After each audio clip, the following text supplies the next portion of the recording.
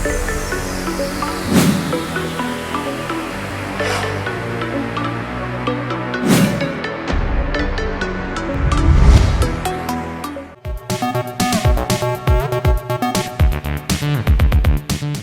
Hello welcome to best of the day. మరి ఈరోజు best of the డేలో కొత్త విశేషాలతో పాటు కొన్ని ఆసక్తికరమైన నిజాలు మరియు చరిత్రలో ఈరోజు జరిగిన ముఖ్య సంఘటనల గురించి తెలుసుకుందాం. Let's start the programme.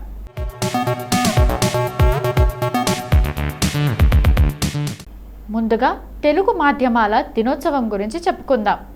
Telugu మాధ్యమాల దినోత్సవం ప్రతి సంవత్సరం సెప్టెంబర్ 19న నిర్వహించబడుతుంది. తెలుగు మాధ్యమాల్లో వాడుక భాషను విజయవంతంగా ప్రవేశపెట్టిన తాపీ ధర్మారావు గుర్తుగా ఆయన జన్మదినం రోజున ఈ దినోత్సవం జరపబడుతుంది.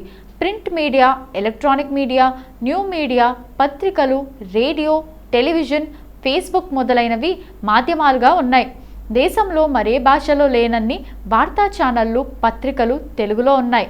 తెలుగు భాషా పండితుడు తాపీ ధర్మారావు ప్రజల భాషను గౌరవించి తొలిసారిగా 1936లో జనవాణి పత్రికలో వాడుక భాషను ప్రవేశపెట్టాడు. ఆ తర్వాత అనేక మంది సంపాదకులు ఈ విధానాన్ని కొనసాగిస్తూ వచ్చారు. గ్రాంథిక భాష కాకుండా ప్రజలు ఉపయోగించే వాడుక భాషను వివిధ మాధ్యమాల్లో వాడుతూ వారికి అవసరమైన విషయాలను అందించడం వాడుక భాషగా తెలుగు ప్రాముఖ్యతను తెలుసుకునేలా వివిధ విద్యాసంస్థల్లో అవగాహన శిబిరాలు ఏర్పాటు చేసి విద్యార్థులకు వ్యాసరచన పోటీలను నిర్వహించడం, వివిధ మాధ్యమాల్లో పనిచేసే పాత్రికేయులను వాడుక భాషలో వార్తలు అందించేలా ప్రోత్సహించడం.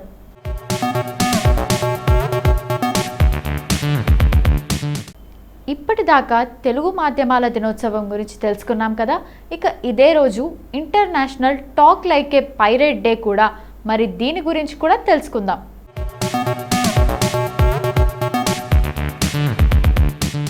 ప్రపంచంలో ప్రతి విషయం మీద దినోత్సవం జరుపుకోవడం చాలా సర్వసాధారణం.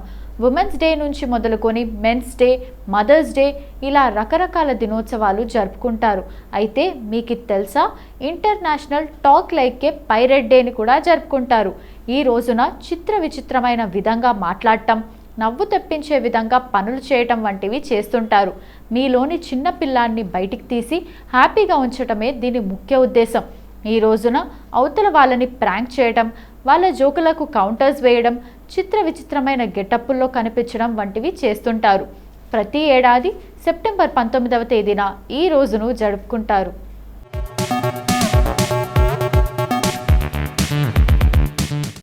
International Talk Like a Pirate Day చరిత్ర. 1995 సంవత్సరంలో John Baur alias Ol' Chumbucket, Mark Summers alias Cap'n Slappy అనే ఇద్దరు స్నేహితులు రాకెట్ బాల్ గేమ్ ఆడుతుండగా ఇలాంటి కొత్త ఆలోచనను తీసుకొచ్చారు. అప్పటి నుండి ప్రతి ఏడాది సెప్టెంబర్ 19వ తేదీన ఈ రోజును జరుపుతున్నారు. ఈ దినోత్సవంలో ప్రతి ఒక్కరూ పాల్గొనవచ్చు. వయసుతో సంబంధం లేకుండా వివిధ రకాల గెటప్పులు వేయడం, క్రియేటివిటీని వెలికి తీయడం, ఫ్రెండ్స్ అందరూ కలుసుకొని రకరకాల యాక్టివిటీస్ చేయడం, ఒత్తిడి లేకుండా ప్రశాంతంగా జీవించడం చేస్తుంటారు. బయట ప్రపంచంలోని బాధలన్నీ మర్చిపోయి హ్యాపీగా, ప్రశాంతంగా, విచిత్రంగా ఈ రోజును గడుపుతారు.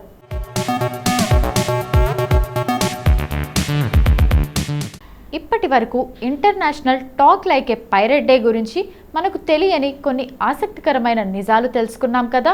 ఇప్పుడు మన దేశంలో సెప్టెంబర్ 19న జరిగిన కొన్ని ముఖ్య సంఘటనల గురించి తెలుసుకుందాం.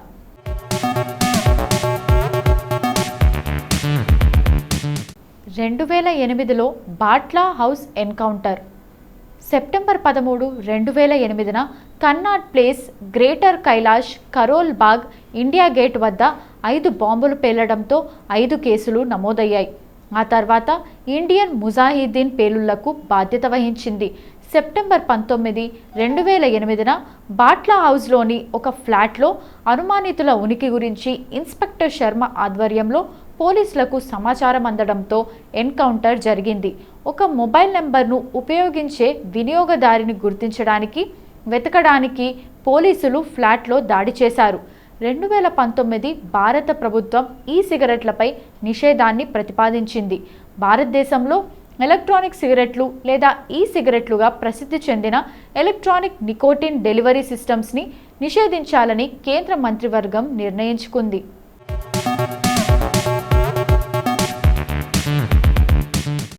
మన దేశంలో జరిగిన కొన్ని ముఖ్య సంఘటనల గురించి తెలుసుకున్నాం కదా. చరిత్రలో ఏం జరిగిందో మరి దాన్ని కూడా చూసేద్దామా.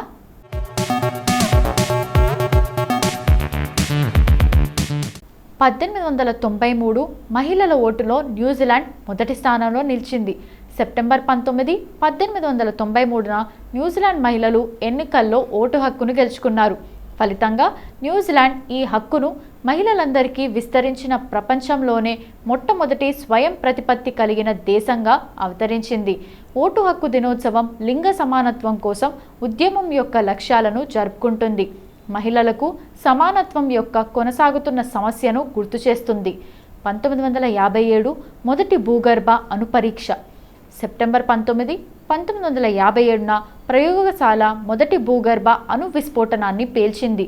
రైనర్ నెవాడా టెస్ట్ సైట్ యొక్క వాయువ్య మూలాల్లో ఎత్తైన మీసా కింద కాల్చబడ్డాడు. ఇది తర్వాత రైనర్ మేసాగా పిలువబడింది.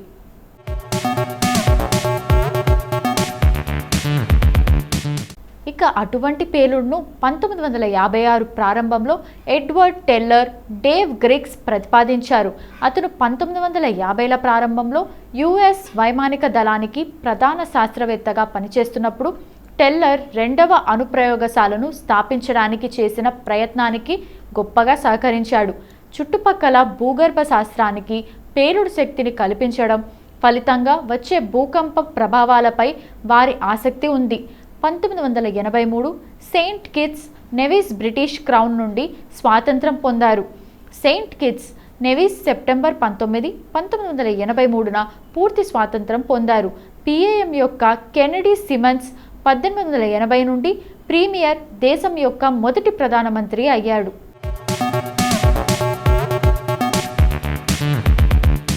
చరిత్రలో జరిగిన కొన్ని ముఖ్య సంఘటనల గురించి తెలుసుకున్నాం కదా. మరి సెప్టెంబర్ 19వ తేదీన ఒక్కసారి చరిత్రలోకి వెళ్ళి చూస్తే ఎంతోమంది ప్రముఖుల జన్మాలు జరిగాయి. మరి ఒక్కసారి చరిత్ర పుటల్లోకి వెళ్ళి నేడు జన్మించిన ప్రముఖులు ఎవరో తెలుసుకుందాం రండి.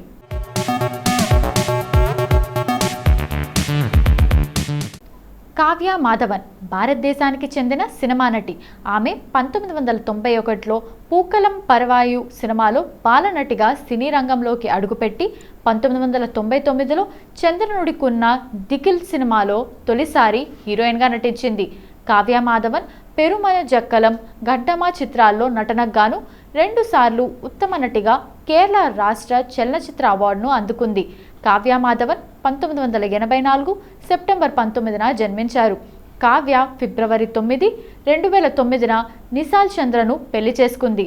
ఆ తర్వాత ఆమె కువైట్కు వెళ్ళి అదే సంవత్సరం జూన్లో స్వదేశానికి తిరిగి వచ్చి జూలై 24, 2010న విడాకుల కోసం కోర్టును ఆశ్రయించి భార్యాభర్తలిద్దరూ మే 25, 2011న కోర్టుకు హాజరై విడాకులకు పరస్పర అంగీకారం తెలపడంతో 30 మే 2011న విడాకులు మంజూరయ్యాయి.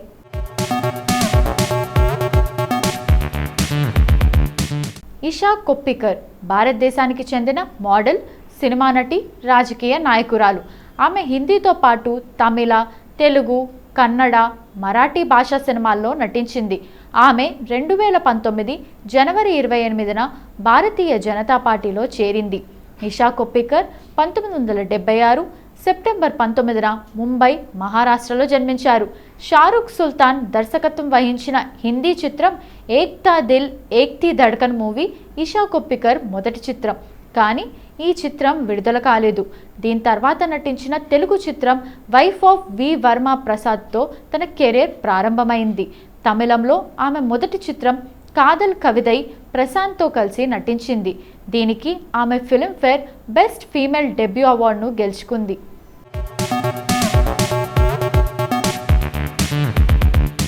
లక్కీ అలీ భారతదేశానికి చెందిన గాయకుడు, పాటల రచయిత, నటుడు. ఆయన అసలు పేరు మక్సూద్ మహమ్మద్ అలీ. 1990వ దశకంలో ఆయన చేసిన పాప్ ఆల్బమ్స్ ఎంతో ప్రాచుర్యం పొందాయి. లక్కీ అలీ 1958 సెప్టెంబర్ 19న ముంబైలో జన్మించారు. దుష్మన్ దునియాకా చిత్రంలో నషా నషా పాటతో అలీ బాలీవుడ్లోకి అడుగుపెట్టాడు. ఆ తర్వాత అతను కహో నా ప్యార్ హైలో ఏక్ పాల్కా జీనా నా తుమ్ జానో నా హమ్ పాడాడు. అతను ఏక్ పాల్కా జీనా పాట కోసం 2001లో ఉత్తమ నేపథ్య గాయకుడిగా ఫిలింఫేర్ అవార్డును అందుకున్నాడు. ఆయన 48వ ఫిలింఫేర్ అవార్డ్స్లో సూర్లో ప్రదర్శించబడిన ఆ భీ జా కోసం ఉత్తమ నేపథ్య గాయకుడి పురుషునిగా నామినేట్ అయ్యాడు.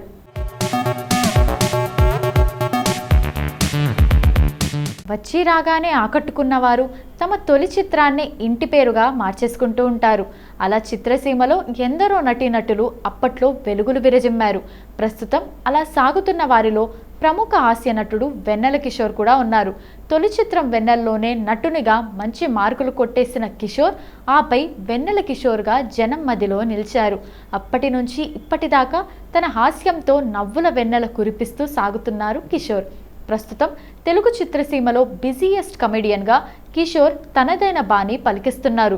వెన్నెల కిషోర్ 1977 సెప్టెంబర్ 19న కామారెడ్డిలో జన్మించారు. అక్కడే పాఠశాల విద్య సాగింది. తరువాత హైదరాబాద్లో డిగ్రీ పూర్తి చేసి ఉన్నత చదువుల కోసం అమెరికా వెళ్లారు కిషోర్. మిచిగాన్లోని పెర్రీ స్టేట్ యూనివర్సిటీలో మాస్టర్స్ చేసిన కిషోర్ సాఫ్ట్వేర్ ఇంజనీర్గా కెరీర్ ప్రారంభించారు.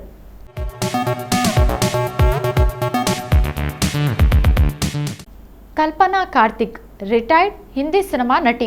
ఆమె 1950లో 6 సినిమాల్లో నటించింది. ఆమె దివంగత హిందీ సినీ నటుడు, చిత్ర నిర్మాత దేవ్ ఆనంద్ యొక్క వితంతువు. మోనా సింగా లాహోర్లోని పంజాబీ క్రైస్తవ కుటుంబంలో సెప్టెంబర్ 19, 1931న జన్మించారు. మోనా సింగా సిమ్లాలోని సెయింట్ బేడెస్ కాలేజ్లో చదువుతున్నప్పుడు అందాల రాణి 1951లో బాజీ చిత్రంతో నవకేతన్ ఫిల్మ్స్కి చెందిన చేతన్ ఆనంద్ ద్వారా ఆమె చిత్రాలకు పరిచయమైంది. ఆమె తన తదుపరి చిత్రాలన్నిటిలో పనిచేసిన దేవ్ ఆనంద్తో కలిసి నటించింది. ఆమె స్క్రీన్ పేరు కల్పన కార్తిక్. ఈ కాలంలో ఆమెకు చేతన్ ఆనంద్ అందించారు. ఆమె ఇతర చిత్రాలు ఆంధియాన్, Humsafar, taxi driver, house number 44, నౌదో 11 చిత్రాల్లో నటించారు.